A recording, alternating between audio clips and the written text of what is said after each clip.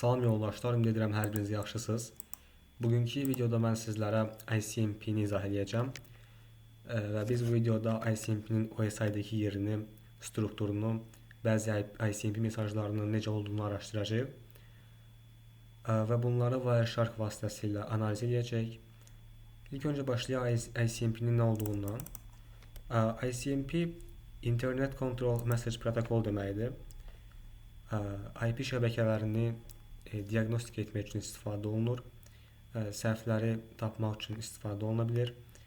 OSI-də yerinə baxsaq, Layer 3-də işləyən bir protokoldur. Fikir versəz, burada Layer 3-də IP header-dir və onun data hissəsində ICMP header və ICMP data var. Daha əvvəlki videoda mən sizlərə IP header-də olan protokol hissəsindən bəhs etmişdim. Protokol hissəsi data-da yerləşən, deməli, protokol haqqında məlumat saxlayır ki, bu hansı protokoldur. Əgər protokol hissəsi 1 olarsa, bu deməkdir ki, data hissəsində ICMP haqqında məlumat var, yəni ICMP oradadır, bu formada. Daha sonra, gəlin indi biz baxaq ICMP-nin strukturuna. ICMP-nin strukturunda siz type, code, checksum, rest of header, data kimi hissələr görə bilərsiniz. Type hissəsi mesajın tipini müəyyən edir. Kod hissəsi isə həmin o tipin bir növ alt sahəsidir. Bunları sizə birazdan daha ətraflı izah edəcəm. Checksum hissəsinə baxaq. Checksum hissəsi 16 bitdir və bir paketin bütövlüyünü təyin etmək üçün, yoxlamaq üçün istifadə olunur. Paket göndərilən zaman checksum hesablanır və göndərilir. Paket alınanda yenidən checksum hesablanır və paketin yolda pozulmadığı yoxlanılır. Rest of header hissəsi burada deməli yazdığım kimi mesaj tipinə görə dəyişir. Ümumilikdə 32 bit olur. Buna biz yenidən qayıdacağıq.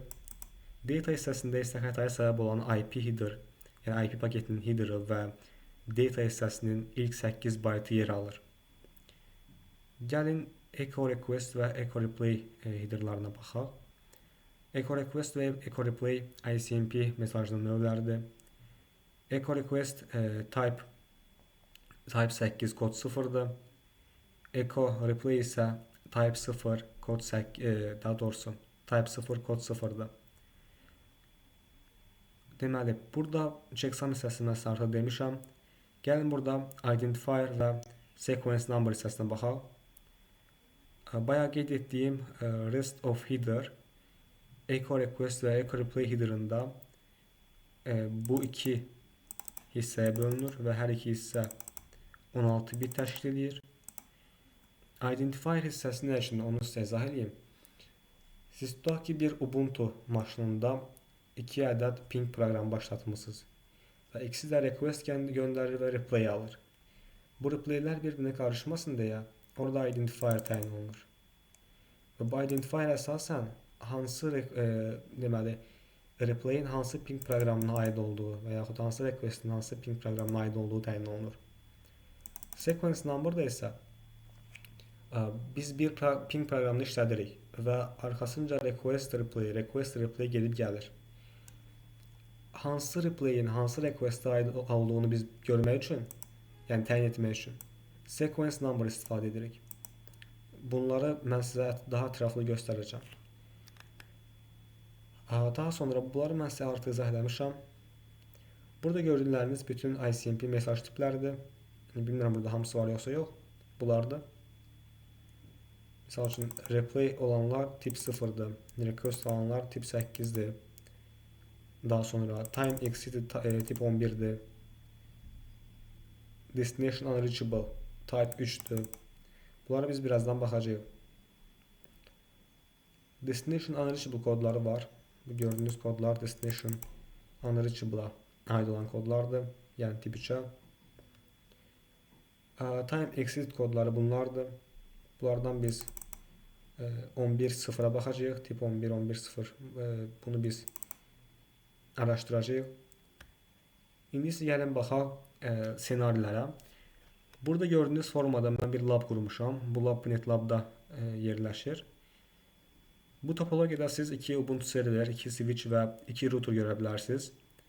Və burada static routing qurulub. və hal-hazırda Ubuntu 1-dən Ubuntu 2-yə ping edir. Gəlin bunu mən sizə göstərim.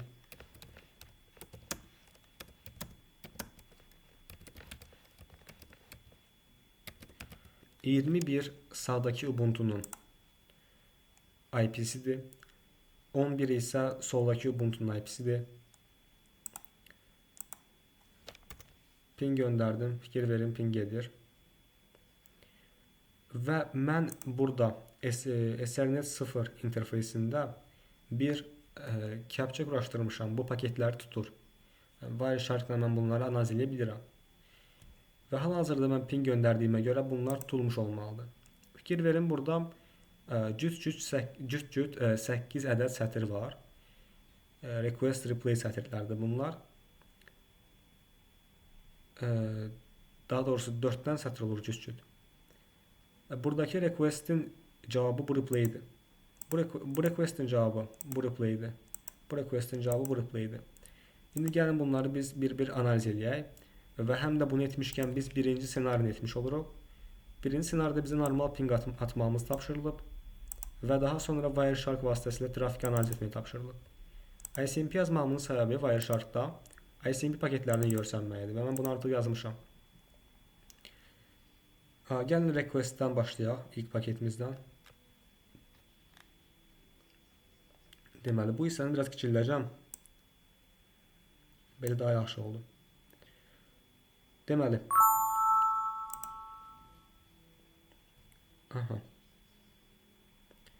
Biraz aşağı düşürəm. Fikir verin, burada time to live 64 qeyd olunur. Request mənim Ubuntu 1-imdən çıxır. Düzdürmü? Və Ubuntu da bu OS tərəfindən TTL 64 olaraq qeyd olunur. Və hələ ki heç bir layer 3 cihazından, routerdan keçmədiyi üçün TTL azaltmır. Yəni 64 olaraq qalır. Daha sonra source 11-dən gedir, hara gedir? 21-ə gedir. Biraz aşağı düşürəm, gəlirəm internet control message protocol hissəsinə. Fikir verin burada. Type 8 kod 0. Type 8 kod 0 echo request-a aiddir.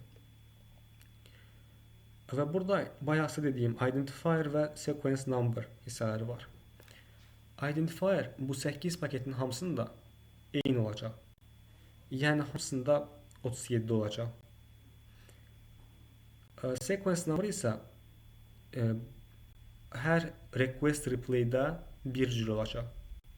Məsələn, request'a baxın. Bu request'da identifier nədir? 37. Sequence number 1. Replay'ə gəlirəm. Identifier 37, sequence number 1. Eynidir, düzdürmü? Digər request replay'ə baxanda identifier yenə 37 qalacaq. Amma sequence number dəyişəcək.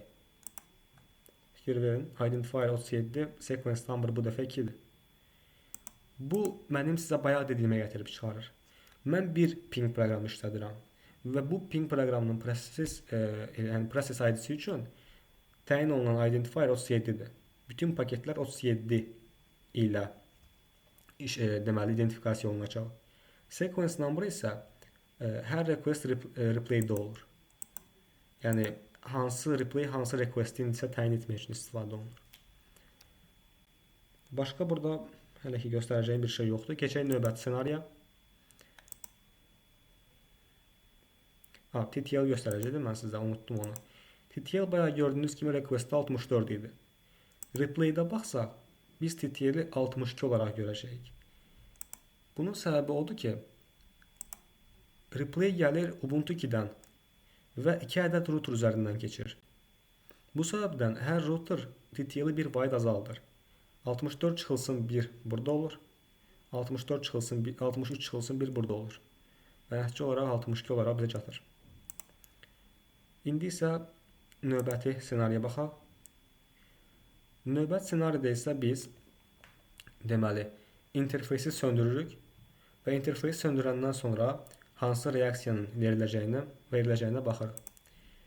Gəlirəm terminala, R1-ə. NetLab-da R1-ə fikir verin. R1-in sağındakı interfeysi söndürəcəm. Yəni Ethernet 00-a. Interface Ethernet 0/0-a girirəm. Shutdown deyirəm. Biraz gözləyirəm, indi sönməlidir. Change state to down deyir. Yəni artıq bu söndü. Gəlirəm indi bu hissəyə. Bunu bağlayıram. Yenidən başladaq bunu. Gəlirəm Ubuntu 1'ə. Pingimi yenidən göndərirəm. Fikir verin, destination host unreachable mesajını biz görə bilərik. Yəni hədəf hosta çata bilmədik. Yəni ping göndərildi Ubuntu 1'dən. Gəldi router 1'ə. Lakin router 1 192.168.21 IP-sinə sahib olan hostu tapa bilmədi. Və tapa bilmədiyi üçün bizə host unreachable mesajı geri qaytarıldı. Destination unreachable, host unreachable. Fikir verək request-a. Deməli, request göndərilir type 8 kod 0. Hara göndəriliyor, onu da baxaq. Source IP 11, destination IP 21. İndi baxaq hardan gəlir. Baxın, source 10254. 10254 R1'in sol tərəfə baxan interfeysidir. Hara gəlir destination? 10.1'ə. Type nədir? 3. Destination unreachable. Kod nədir? 1. Host unreachable. Bu da belə. İndi gəlin bunu saxlayaq. Bunu yeniləyək. Qaydıram yenidən öz routeruma və interfeysi up vəziyyətə gətirirəm. No shutdown ilə. Gözləyək biraz. Aha. Changes set to up yazılıb. İndi gəlirəm terminala, Ubuntu'ya. Bu dəfə 20.2 atıram, olmayan bir hosta. Bu halda isə artıq mən burada bir cavab görə bilmirəm. Request gedir, amma cavab qayıtmır heç bir. 1'ə atıram, birdən isə cavab qayıdır. İndi gəlin biz nə yoxlayaq. Bu dəfə olmayan bir şəbəkəyə, olmayan bir şəbəkədəki bir hosta ping atmağa çalışaq. Burada bir məsələ var ki, bizim R1'imizdə routing table'da qeyd olunub ki, 192.168.20.0 şəbəkəsinə 172.16.00 şəbəkəsi üzərindən gedə bilərsən. Bu qeyd olunub deyə bir növ R1 routeru 192.168.20.0 şəbəkəsini tanıyır. İndi tanımadığı bir şəbəkəyə ping atmağa çalışacağım. Buranı yenidən sıfırlayaq. Gəlirəm Ubuntu'ya.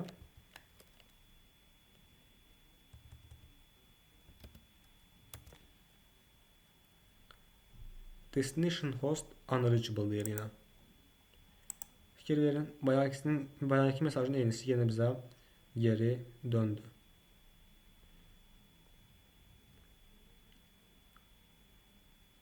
Yəni hər iki halda host tapıla bilmədiyi üçün bizə destination unreachable qayıdır. Mən sizə göstərim kodu. Baxın, type 3 kod 1. Bu da bu formada. Keçək növbətiyə. Burada mən nə qeyd etmişəm?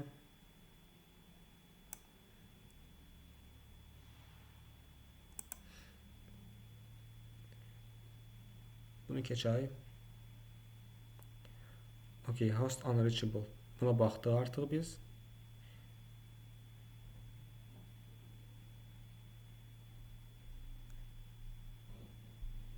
Gəlin TTL araşdıraq dostlar.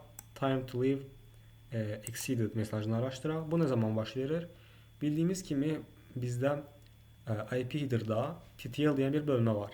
Bunu mən keçən videoda sizə izah TTL paketin şəbəkədə layer 3 səviyyəsində loop'a düşməsinin qarşısını alır.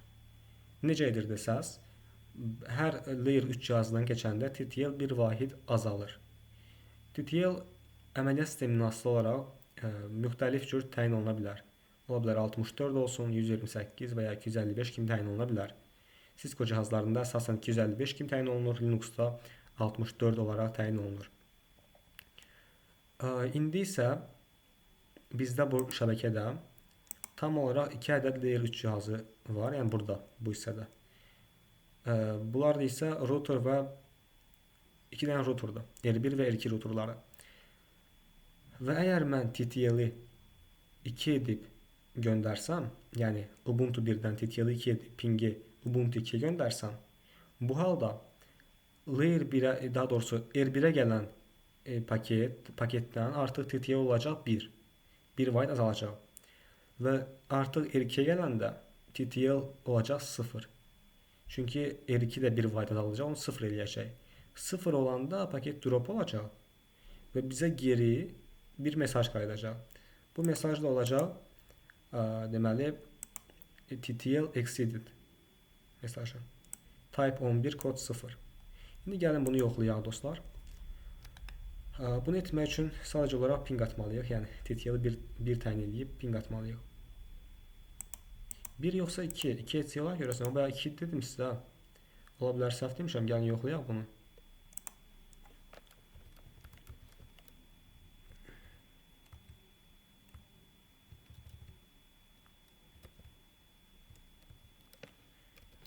T 2 alacağım bura. Bu hissəni təmizləyə gəlin.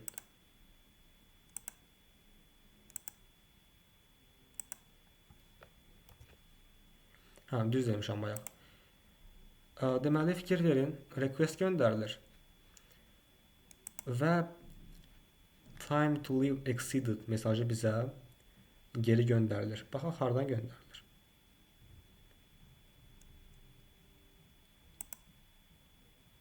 Niyəsə destination, source destination, okey.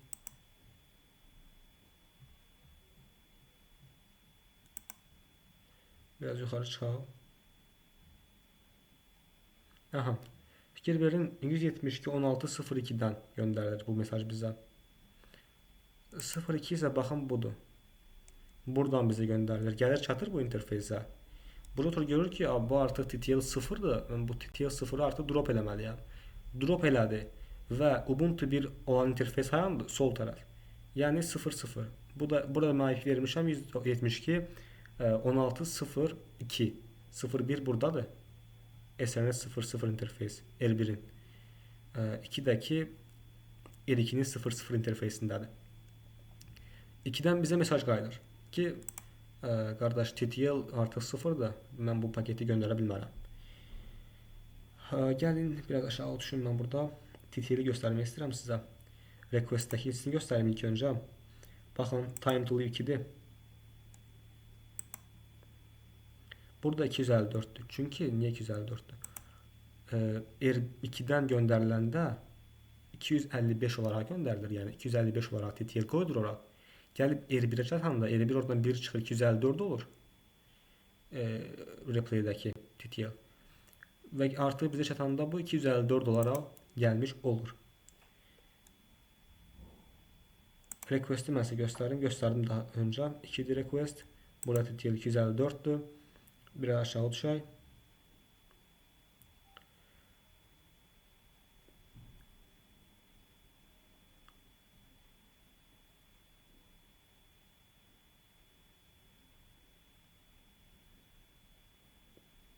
Fikir verin. Type 11 kod 0. Type 11 time not to exceeded. Kod 0 time to leave exceeded to in transit. İndi nə edək? Keçək növbətisinə.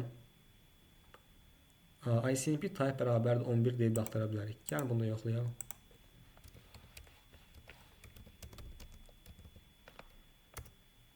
Fikir verin. Yalnız bunlar gəldi.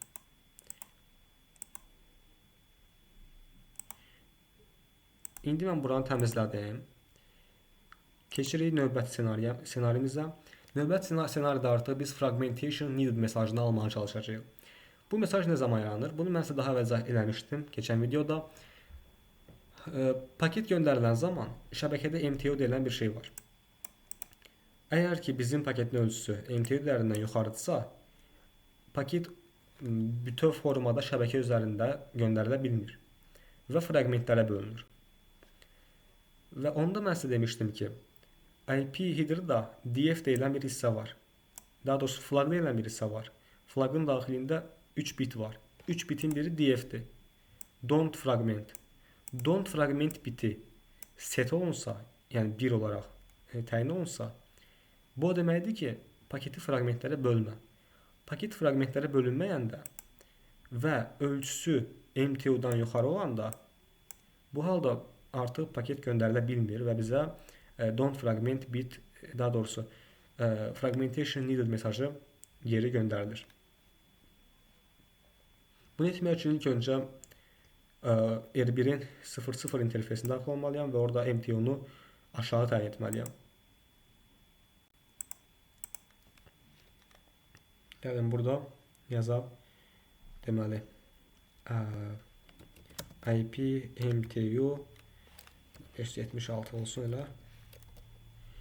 Bunu etdikdən sonra gəlirəm Ubuntu 1-ə. Bunu belə edək. Gəlirəm Ubuntu 1-ə və burada mesajı göndərirəm. Daha doğrusu pingi göndərirəm. Ping göndərəndə dostlar, mən burada paketin ölçüsünü təyin etməliyəm. Bunu 1400 edəcəm. Və df-i 1 olaraq set etməliyəm. -s 1400 -m do. Burada artıq df 1 olaraq set oldu və göndərin. Fikir verin, fragmentation need and df set MTU 576 olaraq qaytarıldı. Gəlin bunu araşdıraq indi. Bu göndərdiyim requestdir. Time to live 64, ICMP bu. Bir aşağı uçuram. Ölçüsünə baxın, total length 1428.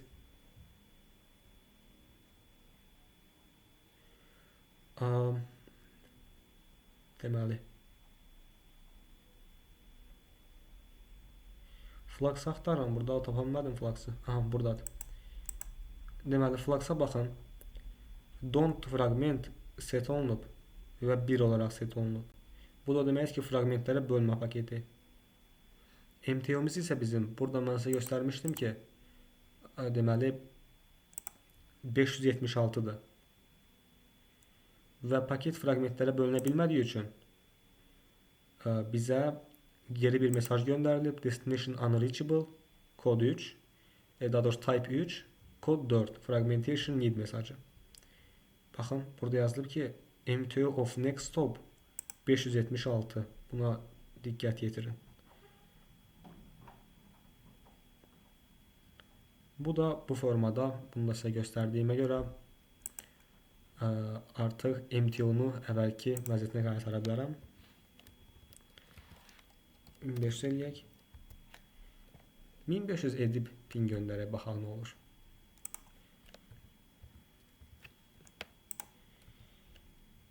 Formada message too long yerinə.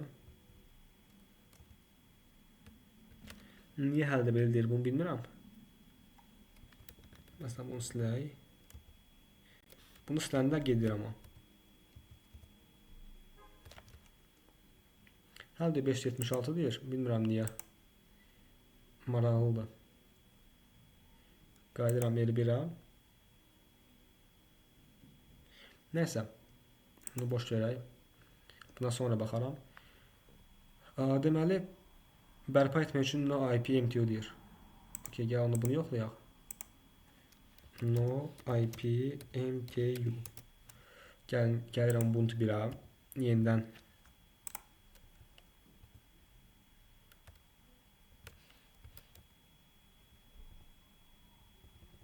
ping göndərirəm. Ping edirəm, amma MTU niyə bu qədər az olur, onu bilmədim. Nəysə olsun, buna mən sonra baxaram. Əsas bizə lazım olan həmin mesajı əldə etmək idi və biz bunu etdik. Keçirəm növbət ssenariyə. Burada isə artıq traceroute-dan bağlıdır. İndi mən sizə traceroute göstərməyəcəm. Tracepass göstərəcəm. Çünki məndə traceroute hal-hazırda yoxdur. Onu yükləməmişəm Ubuntuya. Və şəbəkə daxilində olmadığım üçün yükləmək mənim üçün biraz çətin olacaq indi. Gəlin, mən sizə tracepass-dən göstərim bunu. Amma ilk öncə sizə vəziyyəti izah etməliyəm. Tracepass vasitəsilə mən hədəfə çatmaq üçün keçdiyim yolu tapıram. Yəni orada mənə qaytarılacaq bu rotordan keçmişəm, sonra bu rotordan keçmişəm, daha sonra isə bu hədəfə çatmışam. Bu mənə qaytarılacaq. Bəs bunu necə tapır? Əsas məsələ budur. Bunu tapmaq üçün hər dəfə TTL-i 1 byte artırır. İlk öncə paket göndərən TTL 1 ilə göndərir, sonra 2 ilə, sonra 3 ilə belə-belə hopları bir-bir tapır. Fikrim düşünürəm ki, aydındır. İndi biz bunu daha detallı görəcəyik praktikada. Gəlin eləyək. Daha əvvəl bu komandla yazmışdım. Aha. 21-ə tracepass vasitəsilə istəyətdim. Baxın. İlk hopumuz bizim budur. 192, 168, 1254. Sonra yine 1254 yazıb. 192, 168, 02, 02, 1254 baxın bu sol interfeysdir. R1'in sol interfeysi. 172, 16, 02, R2'nin sol interfeysidir. Və ən sonunda gəlib 192, 168, 21'ə çatır. İndi gəlin Wireshark'dan baxaq vəziyyətə. Fikir verin, ilk öncə göndərəndə paketi. İndi burada request görsənmir. İndi burada request görsənməyəcək, çox güman. Request görsənmir. TTL-i 1 olaraq göndərir. Və time to leave exceeded mesajı bizə qayıdır. Çünki TTL 0 olaraq birbaşa. Yoxsa 0 olaraq göndərdi. Daha sonra 1 olaraq göndərir. Sonra 2 belə göndərir. Və nəticə olaraq 0, 1, 2 göndərdi. Hər üçündə time to leave exceeded aldı. Və ən sonda cihazı tapır artıq. Bizim Ubuntu'nu tapır. Ubuntu'ya gedəndə artıq xüsusi bir porta istək atılır. Gəlin burada göstərim mən sizə. Ubuntu'nun 48.112 portuna atılır istək. IP-yə baxsa görə bilərsiniz də burada. Daha doğrusu biz atırıq istəyi 48.112'dən Ubuntu 2'nin 44.474 portuna istək atırıq. Bu istəyi atan zaman deməli bu istəyi atan zaman bu UDP paketidir. İstək gedən zaman həmin port bağlı olur. Və bağlı olduğu üçün də bizə destination unreachable, port unreachable mesajı geri qaytarılır. Bu da tracepass'in işləmə mexanizmasıdır. Burada əsas məsələ həmin hosta ping atmaq yox, yol təyin etməkdir. Və burada bu port, yəni açıq olmayan bir port qəsdən seçilib ki, port unreachable mesajı bizə geri qaytarılsın. Və bununla da biz bir növ həmin hosta qədər olan yolu tapmış oluruq. Hopları bir-bir tapmış oluruq. Bu da sizə göstərmək istədiyim TTL şeydir. Tracepass'la necə istifadə oluna bilər? O idi. Və burada mən əsasda TTL göstərmək istədim. TTL'in tracepass'la istifadə olunma formasını. Burada bu qədər dostlar. Əgər lazım olsa sizə bu materialı ata bilərəm. Mənə bunu bildirə bilərsiniz. Bugünlük danışmaq istədiklərim bu qədərdir. Sizlərə bugün ICMP-ni izah elədim. ICMP-nin OSI layer'dakı yerini, paketin strukturunu, bəzi mesajları izah elədim. Və siz artıq bunlara hakim oldunuz. Uğurlar, nəsə bir sualınız olsa mənə bildirə bilərsiniz. İzlədiyiniz üçün çox sağ olun. Görüşənədək.